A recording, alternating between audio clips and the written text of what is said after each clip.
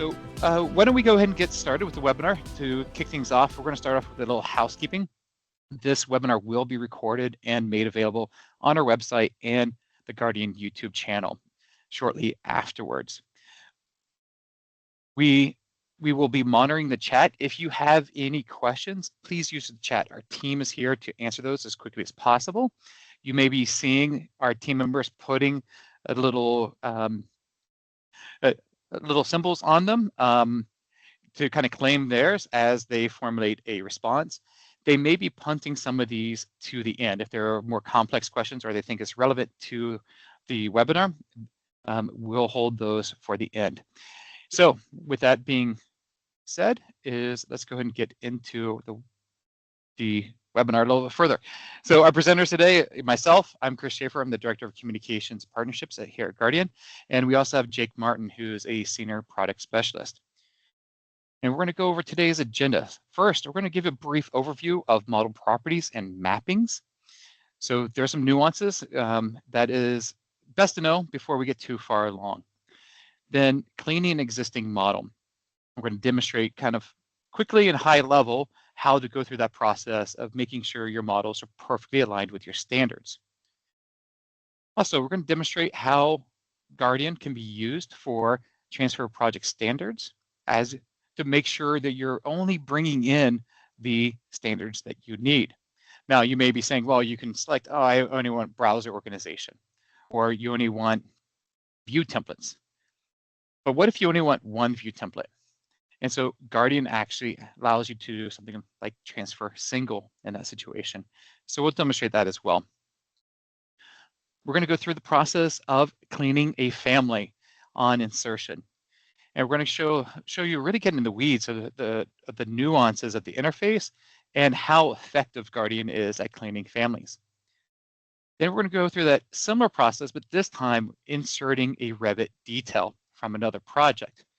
And I will just kind of quickly say here is over the years of cleaning a lot of content and cleaning a lot of families and bringing in details, it wasn't until the introduction of Guardian did I really understand how standards within a project get so far out of alignment. And so we'll get into some details there as well. And lastly, we will conclude with some Q&A. All right. So we're going to start things off with some definition, model properties. So we use the term model properties in a couple different ways, but holistically, model properties is the engine for cleaning and aligning standards within Guardian. Now, model properties is also the dialogue and processing, or the dialogue and process for cleaning models and families directly within Guardian. So you have an existing model and you want to clean that up, or you have an existing family and you want to clean that up. So the model properties dialogue is how that happens.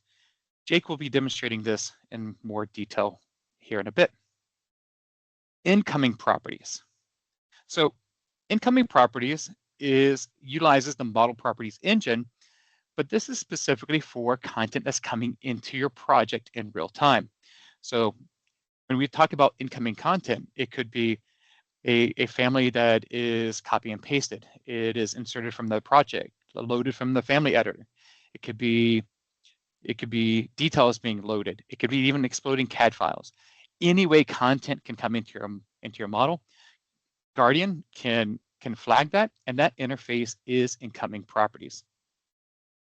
The next is mapping configurations.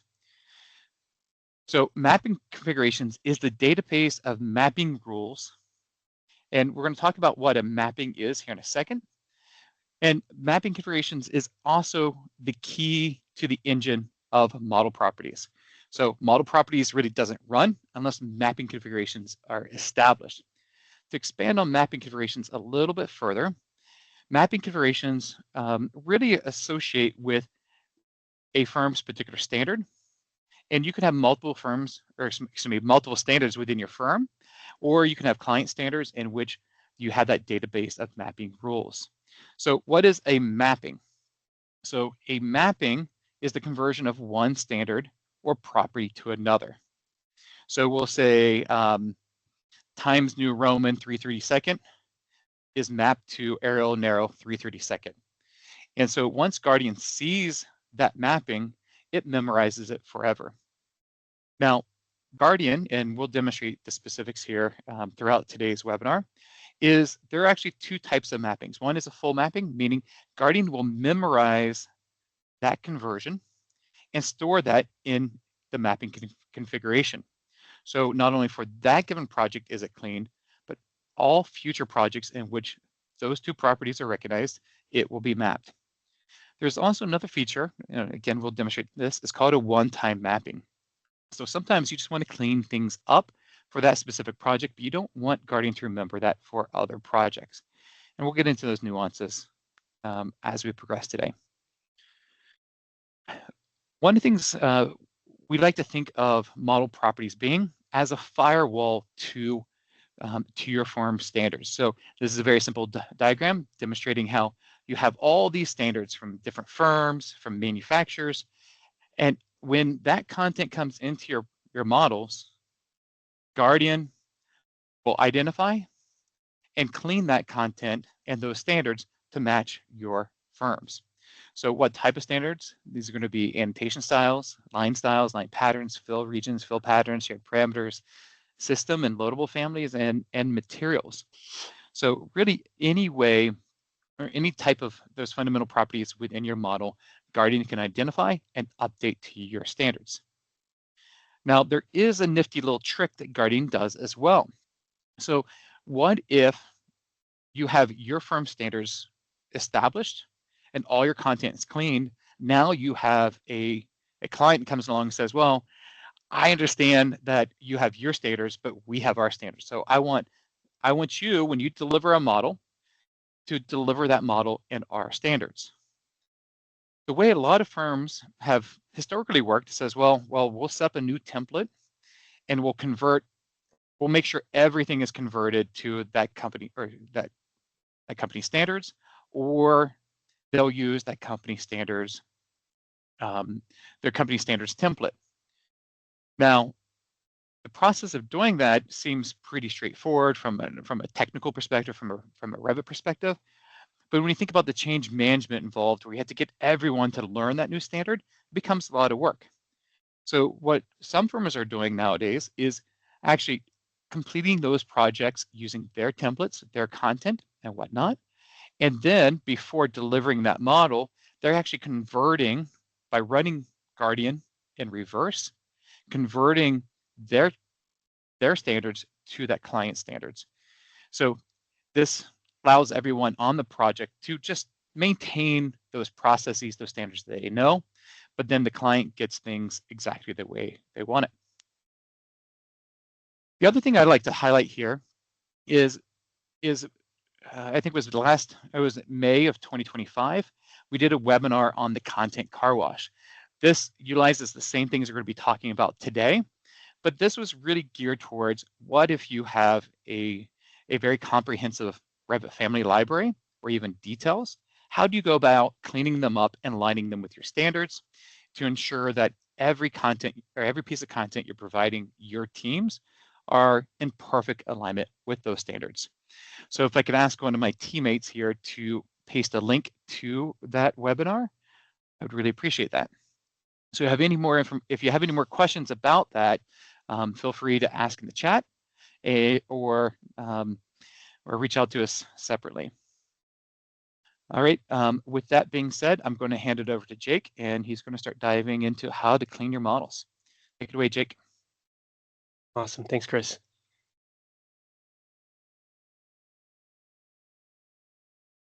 All right, so yeah, the first thing we're going to talk about is the engine that Chris was referring to, the mapping configurations and the model properties. I want to first start by pointing out this sheet here that I have. This sheet here just kind of visually lays out all of the standards in this model. So this model's, this is our Guardian consistency cafe model. So this is just basically all of the standard properties. In this case, we're going to be focusing on textiles. So all of these textiles here with our company prefixes, they're nice and neat. This does two things. One, it helps people visualize all of these things like on a sheet in a view, but it also creates an instance and a usage of these. So when we use the model properties dialog and we scan for usage, we know exactly what's in here. And when we're looking to map towards something, we have something tangible in place. All right.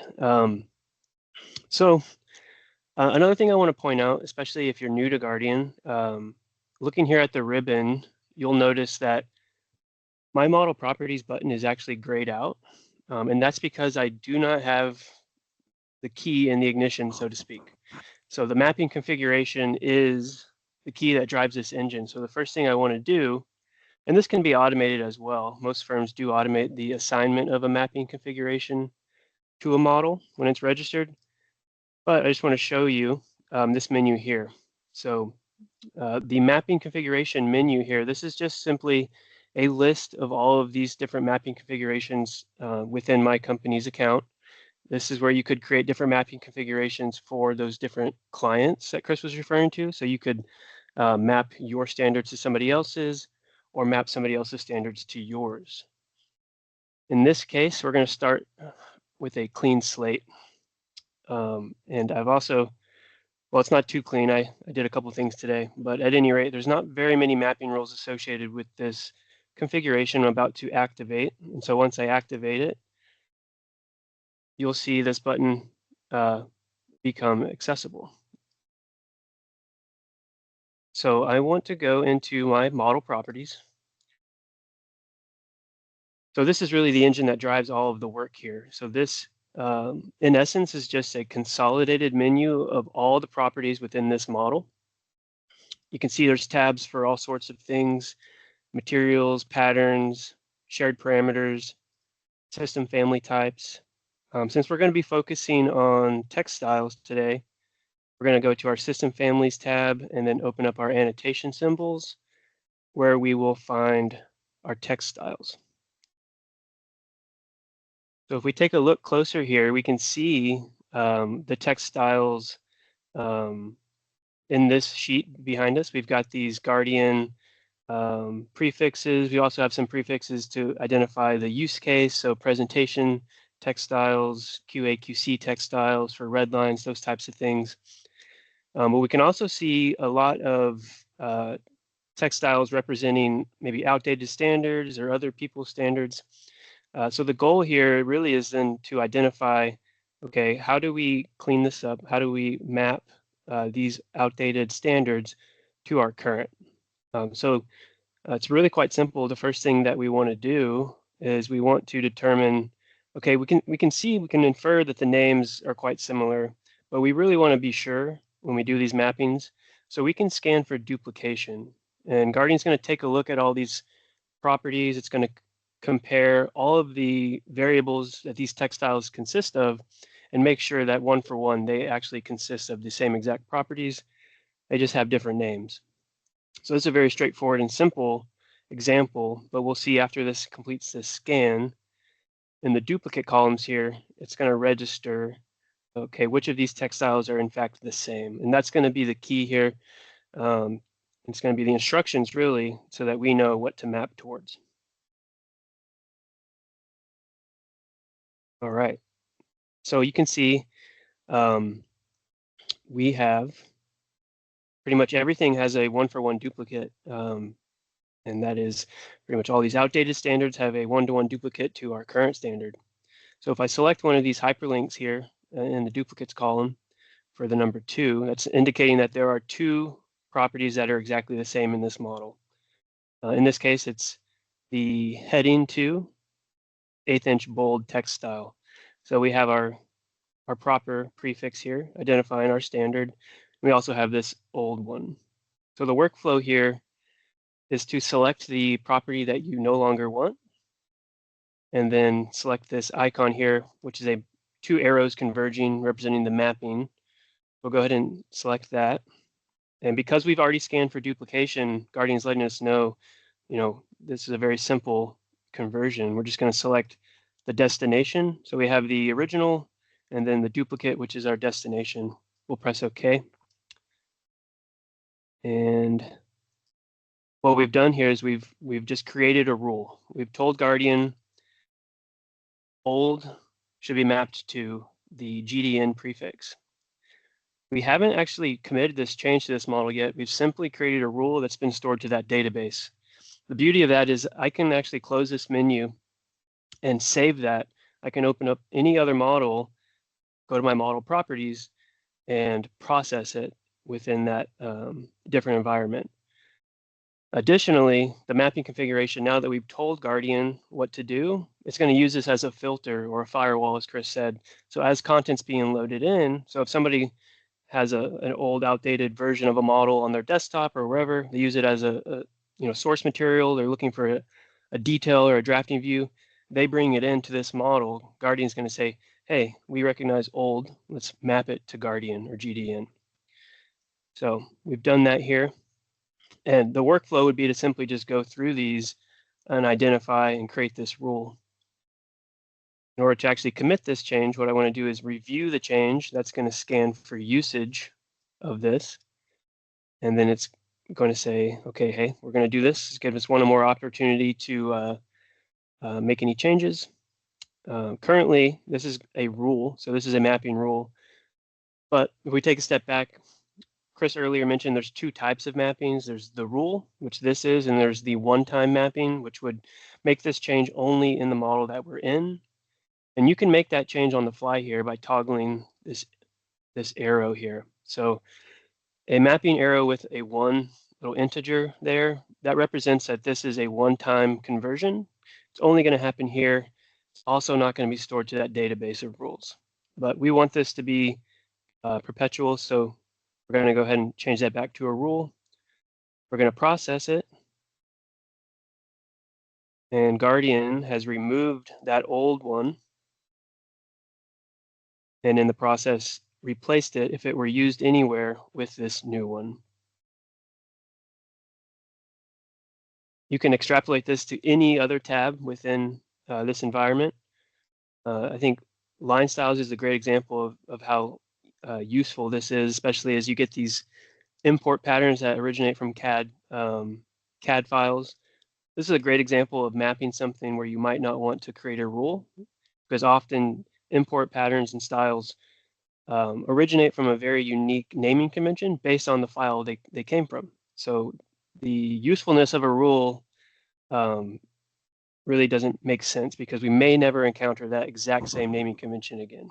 So let's go ahead and map this as a one-time. Let's scan for duplication, see if there's anything that can easily be identified.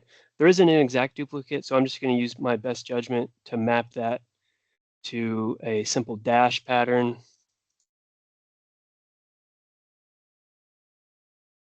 This one looks close enough, so we're going to go ahead and map that. But I'm going to do a one-time mapping because I may never see dash 005 ever again. One thing I'd like to add here is you may not see this. Sometimes it's kind of no harm, no foul. So it's really up to you. And I think the important things here is Jake is highlighting this, so you're aware of the one-time mappings. But there are sometimes you're just like, let's do it. And especially when it comes to CAD imports, as he was demonstrating, sometimes you're just like, someone's gonna do something somewhere in the future. I don't care what that is in the future. I just want to make it that correct one automatically. Mm-hmm. Jake. Yeah, thanks, Chris. And because this is all stored to this database, so to speak, where we keep referring to as the mapping configuration, you can always review the mapping configuration and remove mapping rules if they no longer are applicable. So I'm going to go ahead and close out of this, and I'm going to come back to the mapping configuration menu, where we'll see the history of anything that I've just done. So you can see these three rules, two of which pre-existed our session here today, but this one here, or rather this one here, was done just today. So if I don't want that any longer, I can simply remove it, or if I had saved that import pattern, line pattern mapping as a rule, I could always remove it later. At any rate, you can just kind of use your best judgment and do this as you see fit. Cool. Yeah, I just noticed Paige's question. Yeah, we can answer that here at the end. All right. All right, let's move on to the transferring of project standards. So to lay some context here, when Guardian is scanning incoming content, and so in this case, the incoming content would be the standards from another model, it's utilizing what we call a transaction, a monitored transaction. This is Guardian's way of essentially paying attention to that particular incoming content. And in a default state, so if we were to create a new project configuration from scratch, it would be generated from an out-of-the-box default. And this is important to point out is because in its default state,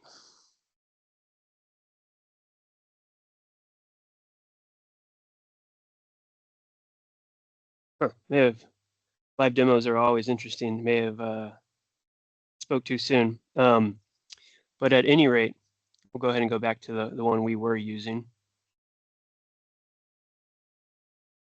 Typically, in a default state, transfer project standards is the only one of these transactions where the user experience defaults to show dialogues. And this is by design, because for most transactions, you want the end user experience to be silent and passive, so there's no decisions to be made on behalf of the end user. Guardian just does all of the scanning for them, with the exception of project standards. Because in order to identify which of the properties we want to hone in on, in this case, transferring a single view template, we want to be able to show all of that incoming content to the end user. So, and with that being said, let's go ahead and transfer some standards.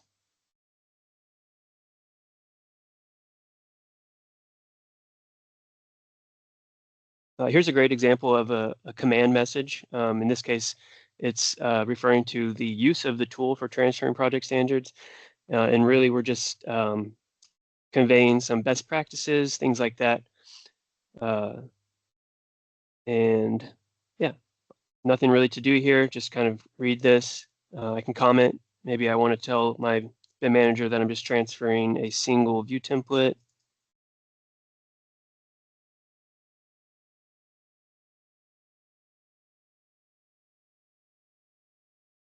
And then we start the process, as you would typically with Revit. So I'm going to transfer view templates, but like Chris said, I don't want all of them. It's kind of a pain in the butt. Otherwise, you would have to create a blank project, transfer view templates into there, and then remove all of the ones you don't want, and then transfer from that so you can have that single one. But with Guardian, I can actually review. So you know what? Let's go ahead and I think I was doing.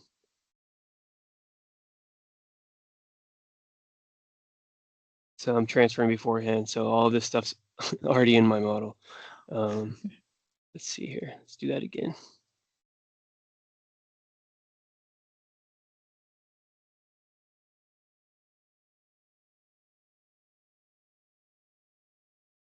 There we go. So Guardian's going to scan that incoming content. It's thinking right now, and it's going to present me with the dialogue, the full dialogue, so that I can see exactly what's incoming. So I'm just going to go ahead and collapse all these other properties that are coming in with the view templates. But let's focus on our view templates here. So we can see all the different view types, the view templates associated with them. And one thing to note here, and the key to this is why we show this to the end user. One of Guardian's main functionalities is to purge unused properties at the point of entry. For most transactions, this is perfect, but with view templates, by the very nature of them having no usage at this point, because we're only transferring the singular view template, Guardian's basically slating them for removal. So the kind of trick here is then to select the view templates we want to bring in. So if I only want to bring in this half-inch building section, all I need to do is select it. And now that is the only view template that's being brought into my model. So you can see there's a lot here. This lets you be very selective on exactly what you want to bring in.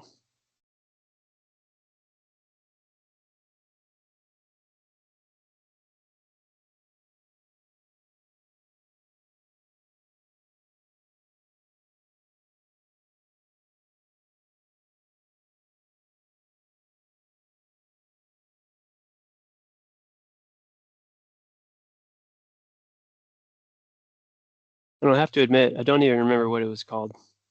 Chris, do you? Oh, half-inch Yes, building section. half There it inch is. because it doesn't meet the naming standards of. That's right. Right. Yep. Oh, There it is, and that's the only one I brought in.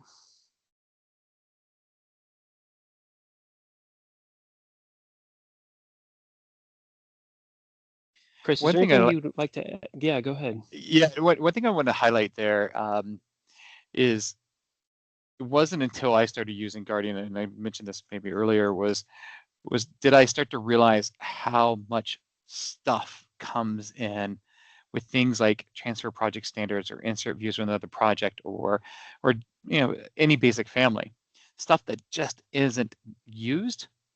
And without Guardian, all those properties, those standards just come into your models.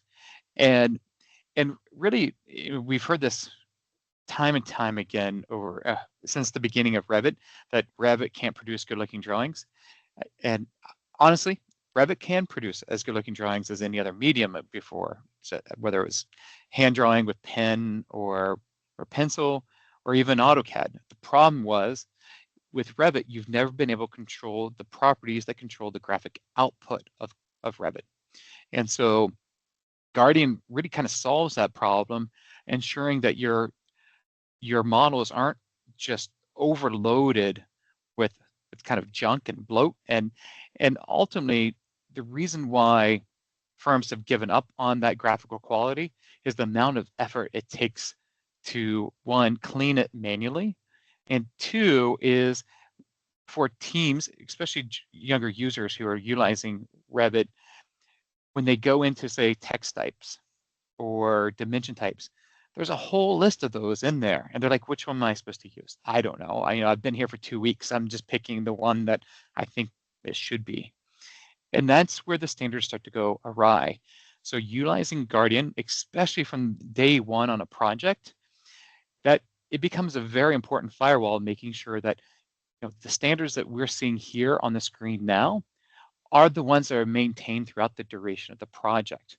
So there is very little confusion for those users. And again, those graphic standards are really perfected. Jake, nice work. Anything else to add there? No, I appreciate the context there. It really is the best way to go about it. Start from inception, protect it from the Yeah. get-go. Yeah, and I want to answer Paige's question later in the webinar, but I think there's some understanding when to process project properties and how frequent kind of ties into Paige's question as well that we can address later webinar. All right, cool. So if you don't mind, Jake, I'm going to take the screen. Yep. And hopefully everyone can see my Revit. So what I'm going to do now is I'm going to demonstrate the inserting of a Revit family. So over here on, oops, let's go over here, is over here on a different monitor, I have a family ready to go. Now it's a door family and it is 5 megabytes. So this is sort of getting into like sort of a worst case scenario here. And so now that I've placed it, Revit is going to go ahead and start to process the family. Now, this is, as I mentioned, this is a relatively large family of 5 megabytes, and there's many nested families within.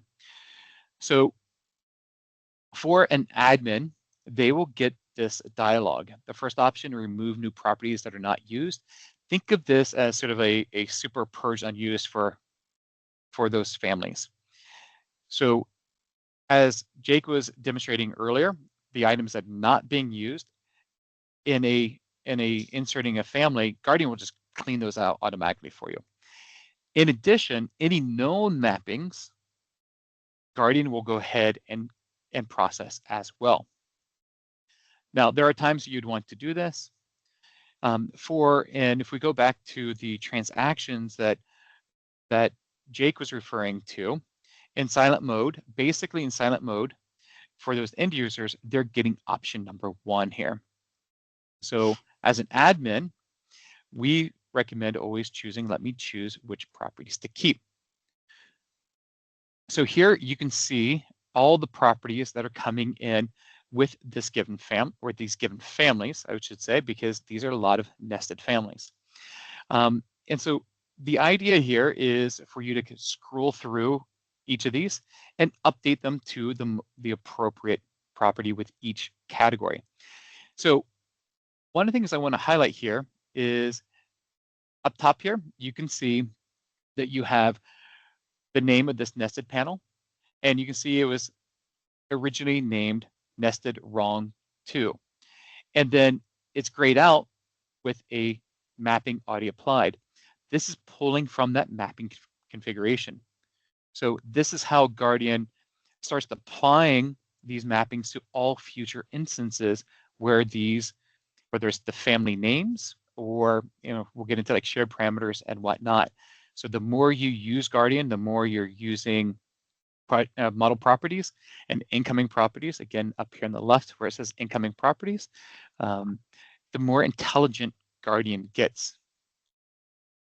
So really the purpose of this is to go through and make sure from a family's perspective that all your families meet your naming conventions.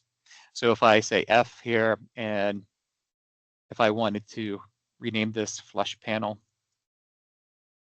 now Guardian would always remember that. Simple things like you can see the conversion of an old naming to a new naming, where here nested was at the end and want to move nested forward. If I want to update my nested door pull to be that, now I've updated it, and forever it will be fixed. You can even use it for simple things like here we have this interior single where the type here is just the family name. And as you're aware, that usually isn't the correct way of doing it, or maybe your standards. So we can rename this to, say, 36 inches high, but wide by 72 inches high. I don't know what it actually is here, but for demonstration purposes. As you can see here, when you get into even this ADA clearance, we can even merge these to those existing ones. So now we only have one type if you need to. If there are multiple types, they're all the same. As you're aware, as content comes into models and new families come in, but sometimes the types are adding up pretty quickly as well. So coming down here, obviously we can get into annotation symbols. Your arrowheads really doesn't apply when it comes to families. But how about shared parameters? So here you can see you have your not the correct scheduled frame type, and I want to update, oops, right here. And if I want to say frame type, scheduled frame type, now I've updated it. In each of these cases, I have the before and after GUIDs by just using the tooltips. So this ensures if you have old family that was made with old families made with old shared parameters and they come into a model, this gives you the ability to even clean up those shared parameters. Guardian will even go through, ensure all the formulas are intact. In addition, if those shared parameters are linked between nested families, it'll keep those links. So I'll kind of quickly go through these, but really the process here is just, as Jake demonstrated earlier, is just go through and update these old standards or the do not use to your given standards. And as Jake may have mentioned earlier, is Guardian makes the assumption that the project you're working in is your source of truth, and that if a project is starting with your template that you have used Guardian to clean to begin with, making sure everything is perfected, everything coming in will always need to be what's already in that project. So those standards are already available. So you can see we were, trying to have a little fun here, not aligning line and whatnot. You just go through and start picking these. Who draws the center line like this? You pick center line. Also to highlight here is there's little previews in a lot of these, so you know exactly what you're choosing and what they look like. So even little things here like not correct line styles. The idea here is just kind of go through, do this. And you may be thinking, well, this may take a while. But again, the more you use Guardian, the quicker this process gets. So in this case, I know clearance zone is my standard. And I can map, sometimes you can see this clearance zones is not being used and clearance is not being used. So in these situations, sometimes all you want to do is go ahead and map them, because the goal here isn't necessarily to maybe clean this, because Guardian's going to clean it anyways. The idea is to be able to teach Guardian that rule. So when you have your opportunity to see it, take advantage of it and make that a teaching moment. So now that I've done that, I can even come down here and my time spending cleaning content just doesn't allow me to skip over cleaning the content. So I can even come in here if I want to make these drafting patterns and turn them into model patterns. I can do that as well. And it will go through and update them accordingly. So with that being said, I can go ahead and now process this. Actually, I skipped a part that was going to demonstrate right there. There's a little button there that allows you to save that family back to that original source. And so this is a great way if you're updating your content and you have everything stored in a file or folder location. Guardian will go ahead and write back to that location.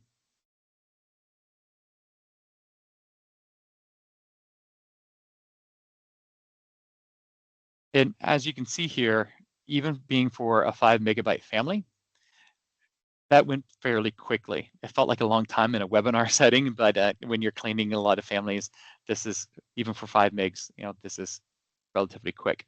Now that I open up this family, and we can go through and we can start to see, simple things like your scheduled frame type. I believe it's under, where'd it go? Guess I can. Right here, you can see it's been updated accordingly. So you even come in here to your manage and go to your object styles, and we can see now all that has been cleaned, and it's been cleaned throughout the entire family. All right, cool. So that's the loading of a family, but what about a detail? So a lot of firms spend a lot of time, a lot of investment into creating standard detail libraries. But sometimes from a Revit properties perspective, those details, if not cleaned, can actually cause more, I want to say more problems. It will cause your standards to go off alignment when they're brought into your projects. So having Guardian and the ability to say, hey, we've created this library, but we've also perfected it to our standards, another way to help firms really see the value of Guardian and the value of the details that you've created. The last thing you want is, once you've gone through that effort, is for people like, yeah, but every time I insert a detail from the library, it brings all this junk with it. It brings outdated families. It brings object styles that just I have to spend a lot of time cleaning up in my view templates and so on and so forth. So what I'm going to do is, let's go ahead and insert view from file here, and I'm going to quickly copy that path. So I'm going to go ahead and insert this, open up this family, or excuse me, this project, and I'm going to insert this sheet. And as you can see, Revit is already starting to look at those. And now Guardian is actually going to work here.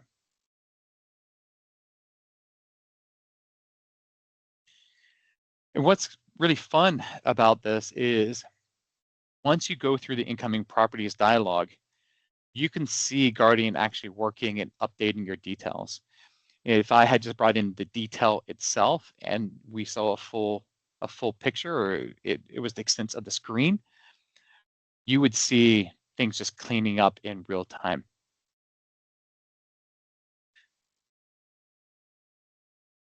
So here again, Guardian is going through the process of cleaning up that detail. And you can see how many families are in here. And then going through a lot of the individual, just like fill patterns, photo regions, and whatnot as well.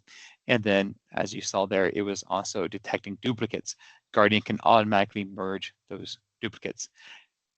And what we mean by that is duplicate families. So as you may be aware, as families that already exist in your model come into your model from another location, Revit wants to say, well, I don't know if those are the same, and I'll put the 1s and 2s and 3s behind that. So here again, we're going to select, let me choose which properties to keep. And as you can see here over on the left, there is just a whole list of detail items coming in.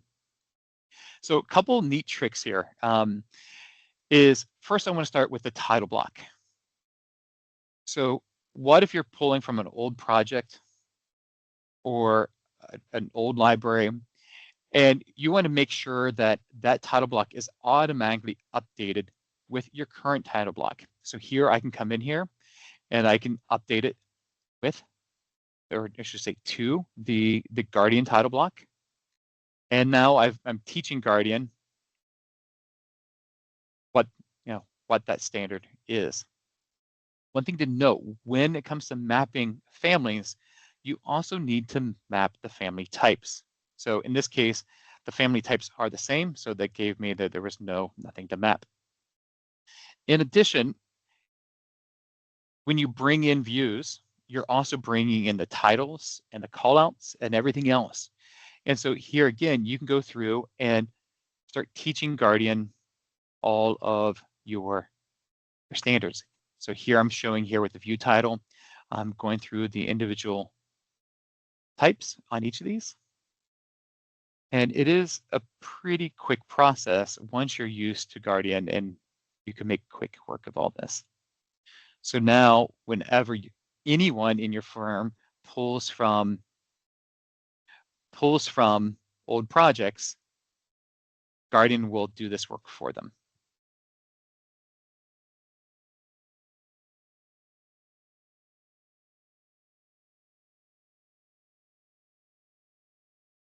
And I think it was Liz earlier asked about the circular references.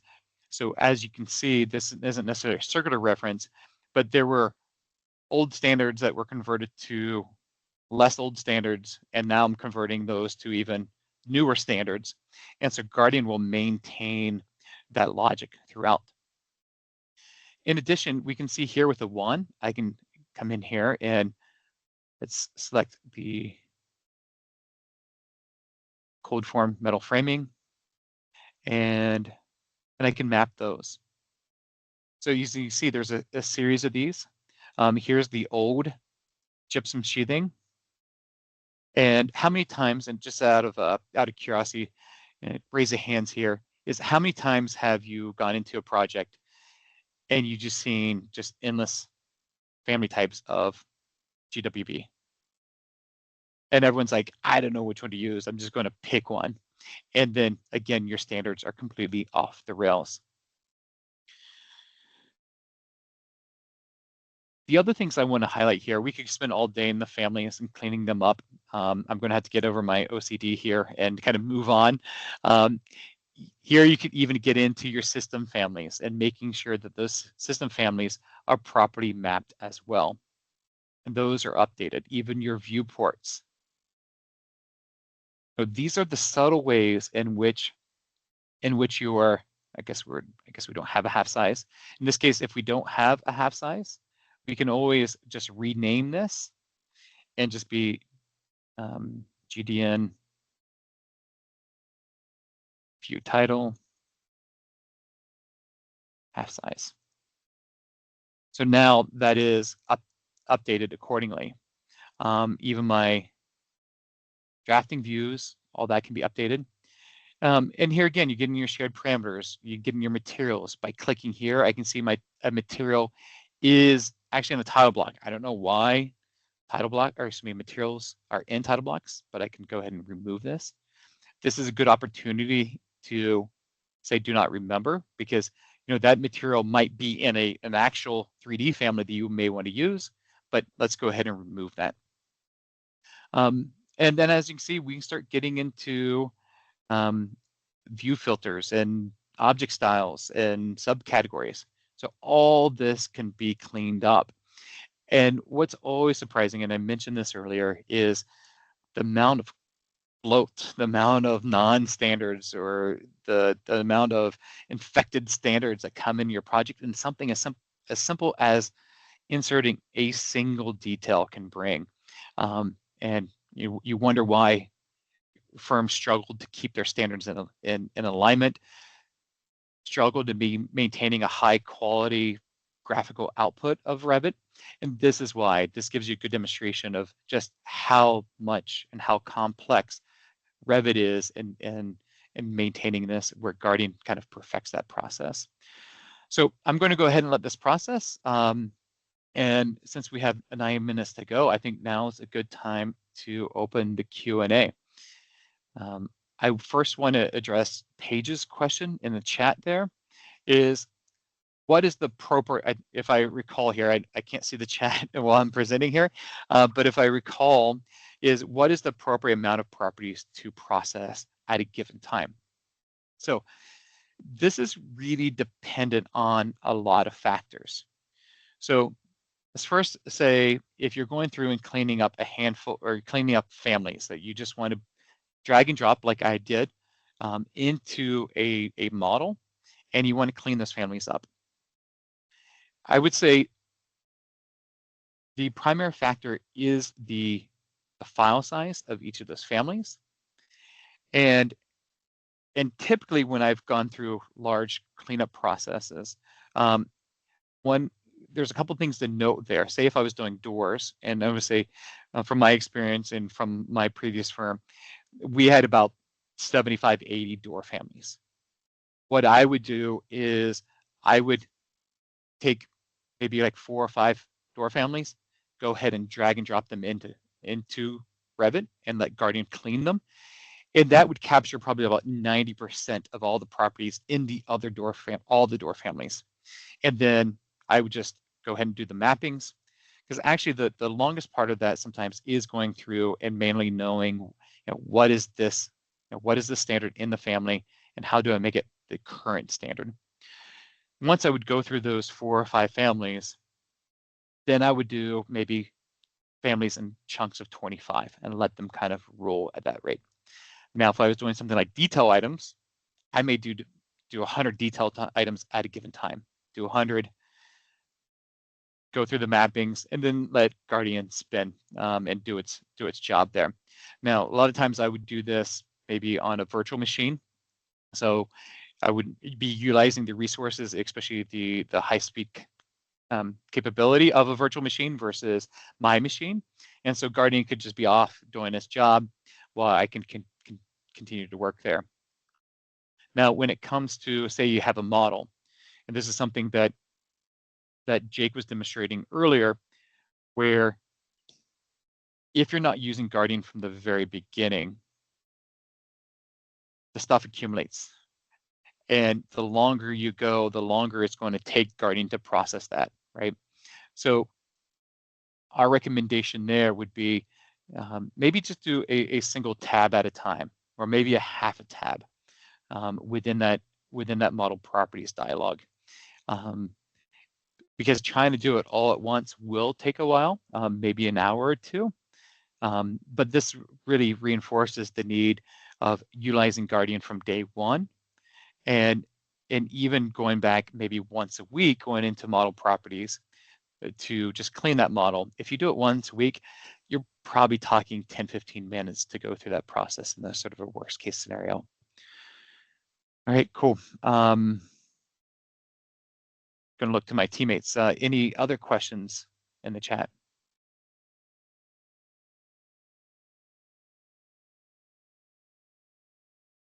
We did have a few, Chris.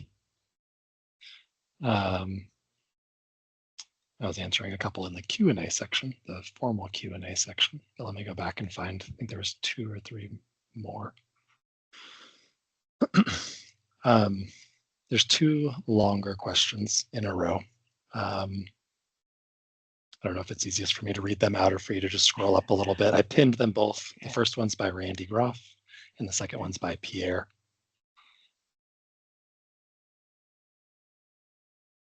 All right, let me see if I can find those.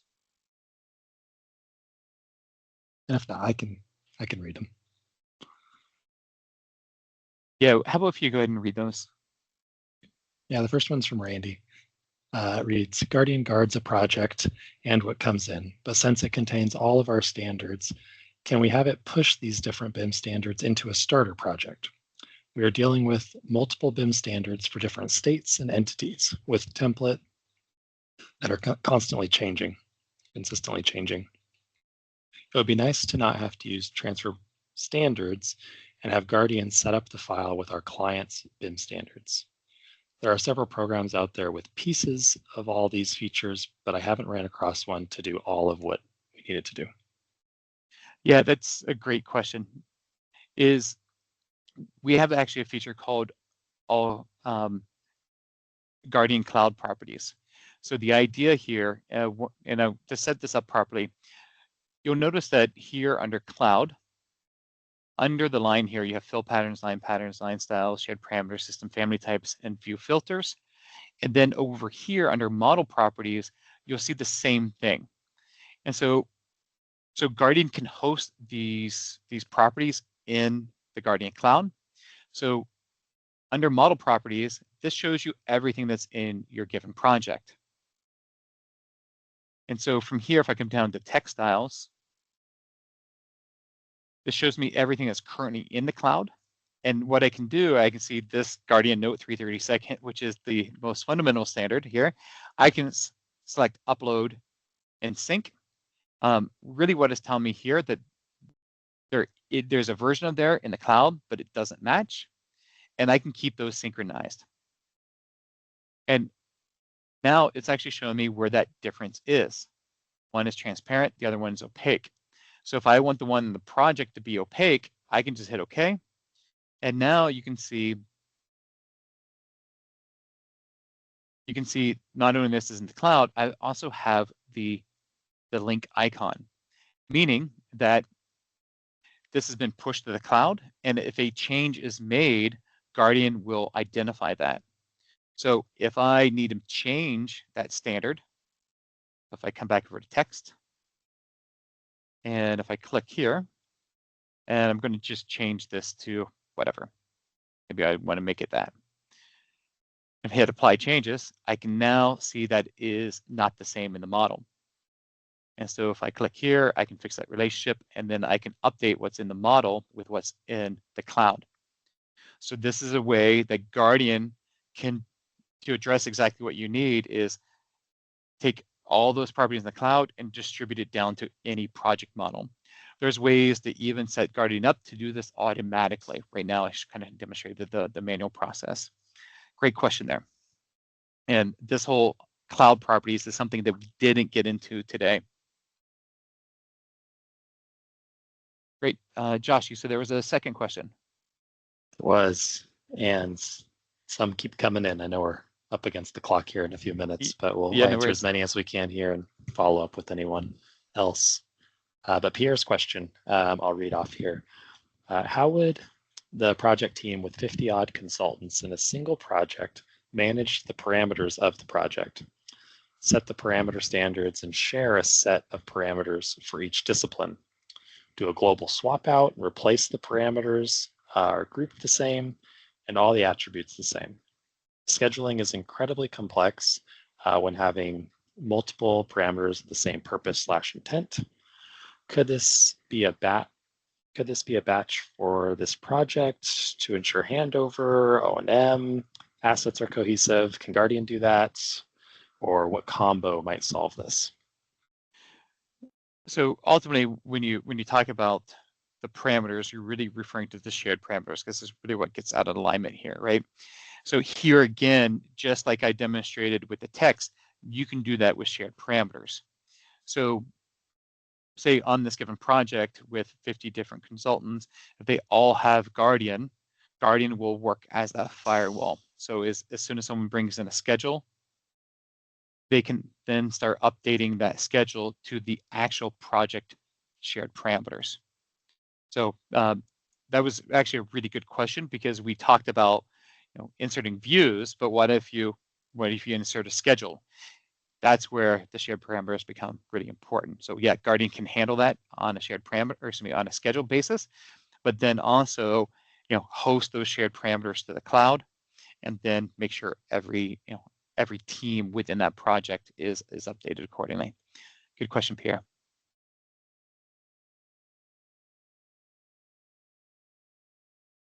Chris, there was one in the Q&A that I mentioned that we could demo really quick.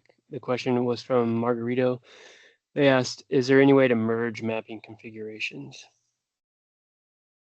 Yes. And so if you come over to mapping configurations, we can see here we have the company standard and we have the test. And so if I actually come down here to merge and select company standards, Guardian will merge them. Now, if you run into a situation where not sure why that didn't work the way I expected it, but anyways, is if you run into a situation where there are conflicts or circular mappings, Guardian will identify those for you and walk you through making sure you clean those and then select the appropriate mappings in those conditions. Good question.